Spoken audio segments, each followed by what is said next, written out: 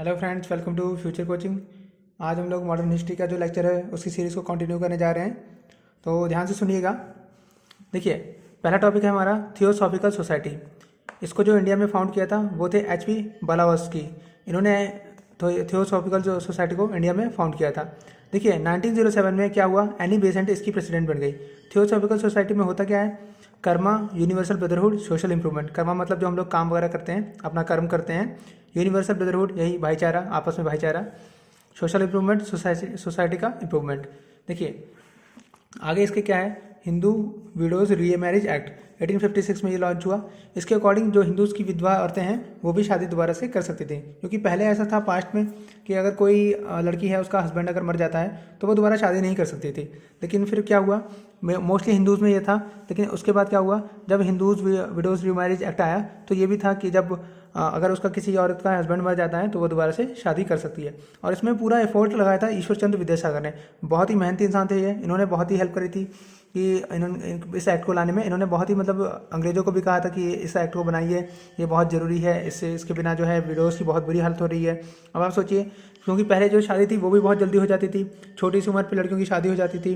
अब अगर वो ख़त्म हो जाए किसी का हस्बैंड इतनी जल्दी उम्र पे, तो उनकी तो पूरी लाइफ बर्बाद हो जाएगी। इसीलिए ये एक्ट बहुत ज़रूरी था और ईश्वर चंद्र विद्यासागर ने इसमें काफ़ी हेल्प करी थी। देखिए आगे देखिए, पंडित रामाबाई रनाडे, इन्होंने क्या किया था, अपनी पूरी ज़िंदगी को वुमेन की राइट्स के लिए डेडिकेट कर दिया था। पूरी अपनी ज़िंदगी जो थी बस कि कैसे भी औरतों को उनका हक मिल जाए, इसीलिए तो इन्होंने उसके लिए एक होम भी सेटअप किया था विडोज़ के लिए। जो विधवा औरतें होती हैं उनके लिए एक होम बनाया था पूना में। वहाँ पे ये औरतों को वोकेशनल ट्रेनिंग देती थी। 19th सेंचुरी की बात देखिए, 19th सेंचुरी में ऐसा था कि गर्ल्स की बिल्कुल डिफरेंट सिचुएशन थी।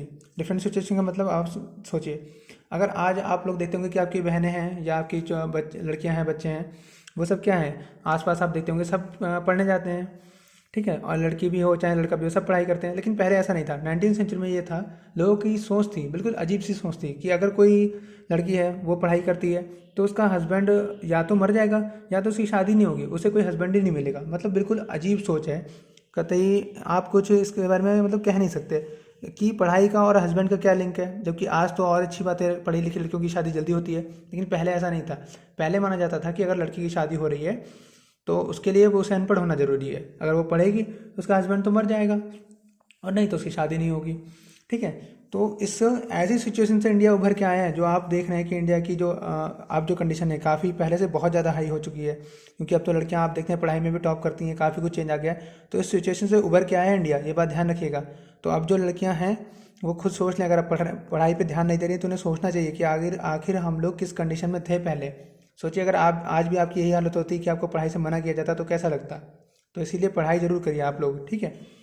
आगे देखिए, आगे हम आपको बताते हैं ज्योतिबा और सावित्रीबाई फुले, ये दोनों हस्बैंड वाइफ थे। इन्होंने क्या किया, एक स्कूल ओपन किया गर्ल्स के लिए, और गर्ल्स भी कौन सी, लोअर कास्ट की गर्ल्स के लिए, जो SC ST की गर्ल्स होती हैं उनके लिए, ठीक है। और इन्होंने दलित मूवमेंट में भी हेल्प करी। दलित मूवमेंट यानी जो दलितों के लिए मूवमेंट था, दलितों की इक्वलिटी के लिए, वो उस मूवमेंट में, ठीक है। विद्यासागर ने क्या किया था, लॉर्ड ड्रिंकवाटर के साथ मिलकर लड़कियों के लिए पहला स्कूल खुलवाया था। गर्ल्स के लिए पहला स्कूल खुलवाया था लॉर्ड ड्रिंकवाटर के साथ मिलकर। अब जो कांदुकुरी वीरेशलिंगम हैं, इनको विद्यासागर ऑफ साउथ कहा जाता था, क्योंकि नॉर्थ में विद्यासागर ने बहुत काम किया था, लड़कियों के लिए पहला स्कूल खुलवाया। और वो अभी आपको बताया था थोड़ी देर पहले कि विडोज रीमैरिज एक्ट में इन्होंने हेल्प करी थी। तो ऐसे ही कुछ काम इन्होंने कांदुकुरी वीरेशलिंगम ने किए थे, इसीलिए इन्हें साउथ का विद्यासागर कहा जाता था। अब आगे देखिए, चाइल्ड मैरिज रिस्ट्रेन एक्ट, इसे शारदा एक्ट भी बोलते हैं, ये 1929 में आया था। इसमें क्या कह दिया था कि चाइल्ड मैरिज जो थी एक तरीके से बैन कर दी गई थी, कि ये नहीं कि 10-12 साल का लड़का है और 10-12 साल की लड़की है, आपने दोनों की शादी करा दी, ऐसा नहीं था। इसमें एक एज निर्धारित कर दी गई थी कि लड़कों का शादी के लिए 21 एज मिनिमम होना जरूरी है और गर्ल्स का मिनिमम एज 18 होनी चाहिए, तभी उनकी शादी हो सकती है। अब देखिए आगे देखिए, राजा राम मोहन रॉय ने क्या किया था, इन्होंने क्या किया था कि हिंदू की जो स्क्रिप्ट है, जैसे गीता है, वेद वगैरह हैं, उसको ट्रांसफर करके बंगाली में कर दिया था। और ऐसा इन्होंने क्यों किया था, ड्यू टू कास्ट सिस्टम की वजह से बहुत परेशान थे। इन्हें लगता था कि अगर हमें ये कास्ट सिस्टम हटाना है तो लोगों को वेदों की जानकारी होना बहुत ही ज़रूरी है, क्योंकि वेदों में लिखा था ऐसा कि कोई भी कास्ट सिस्टम नहीं है इंडिया में। पहले ऐसा कुछ भी नहीं था। आपको पता है कि कास्ट सिस्टम धीरे धीरे आया था, लोग जैसा जैसा काम करते थे वैसा कास्ट बढ़ती गई थी। जैसे अगर मान लीजिए कोई मोची का काम कर रहा है तो धीरे धीरे वो मोची में आ जाएगा, ठीक है, काम करने लग जाएगा। कोई पंडित है तो पंडितगिरी करने लग जाएगा, तो उसे पंडित बोल देंगे हम लोग, ब्राह्मण बोल देंगे। तो ऐसे ही कास्ट सिस्टम बना था।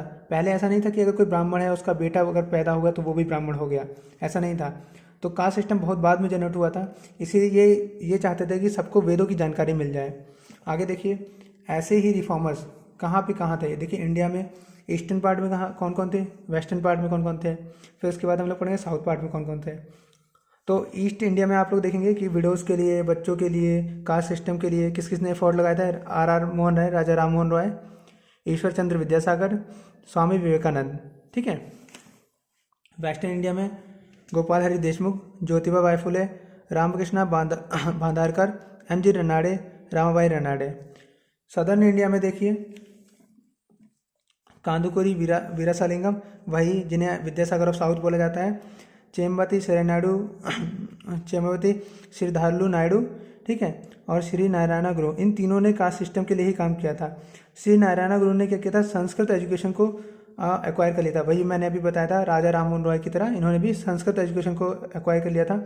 और इन्होंने कई सारी टेम्पल्स बनाए और उसमें कोई भी इमेज नहीं रखी देवी देवताओं की। वहाँ पे बस एक स्टोन रख दी और उस पर लिख दिया कि सब कुछ इक्वलिटी है सबके लिए, कोई भी यहाँ पे कोई भी, सब लोग मिलके अपने मतलब जो विचार हैं आपस में बांट सकते हैं, और कोई भी यहाँ पे आके पूजा पाठ कर सकता है, चाहे वो दलित हो, चाहे वो नीची कास्ट का हो, चाहे वो ऊंची कास्ट का हो, ठीक है। कोई भी देवी देवताओं की मूर्ति वगैरह नहीं रखी थी इन्होंने। और इन्होंने एक एसोसिएशन फाइंड करी थी 1902 में, ठीक है, उसका नाम था श्री नारायण धर्म परिपालन योगम। आगे देखिए,